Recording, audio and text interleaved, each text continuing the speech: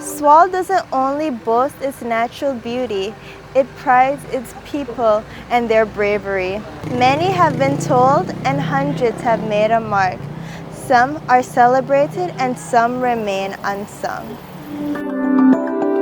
This monument has been standing at Edrosolan's front yard at Barangay Pangasinan since 1940.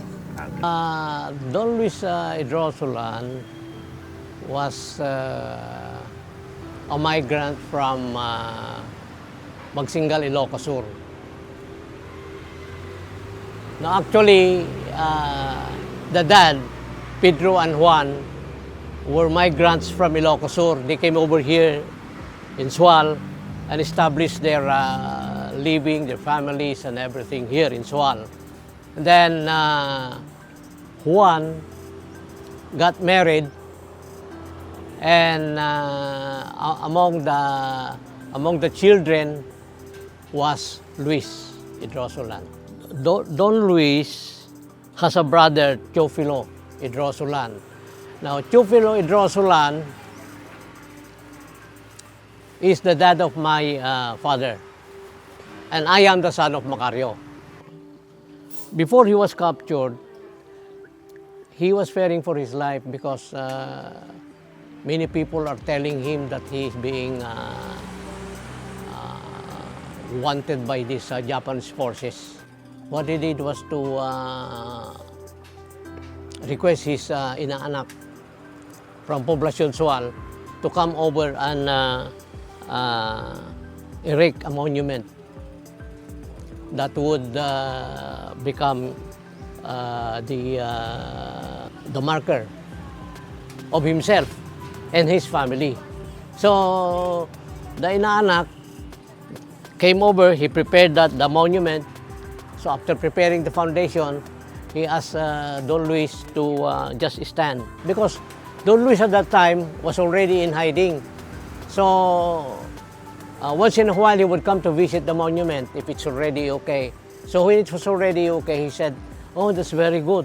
You were able to place Lucrecia, the daughter, and Rosacita."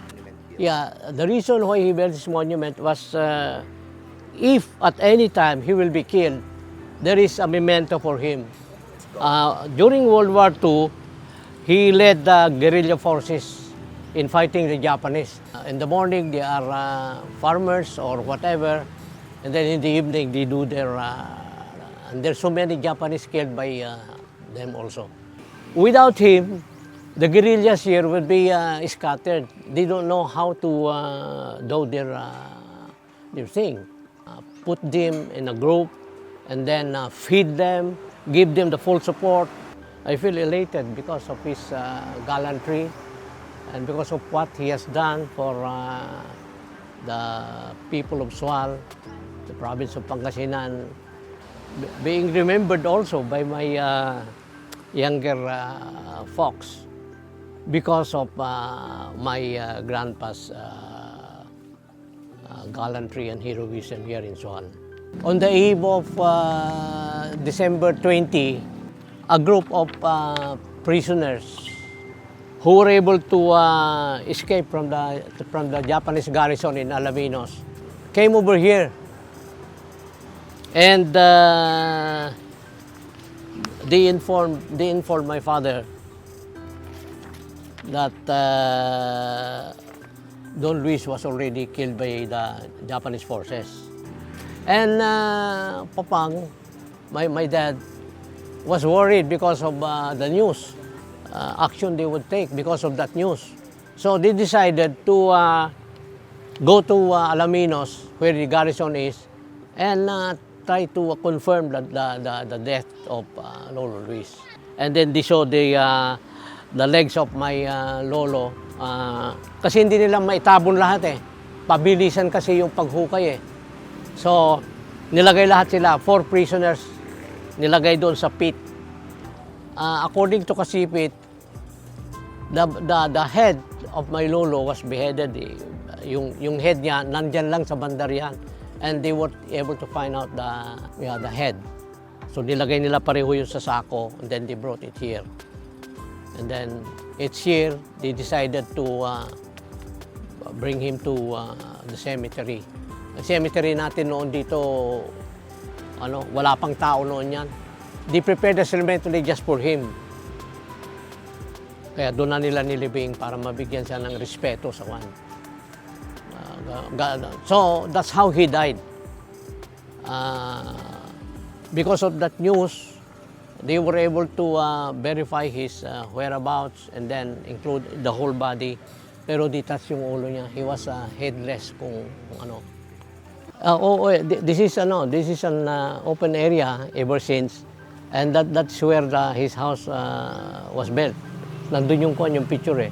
We intend to put up a museum to gather all his mementos. Yeah, because there were several pictures taken every time we celebrate his death anniversary.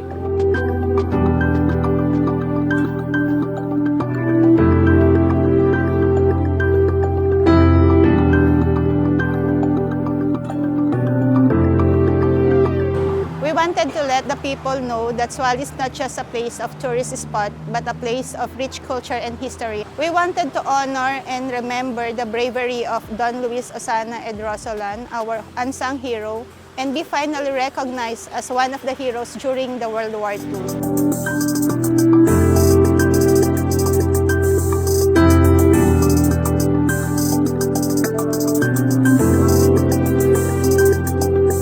This mark is not just a reminder of Sual's rich history, but a testament to the undying love of its people for their land.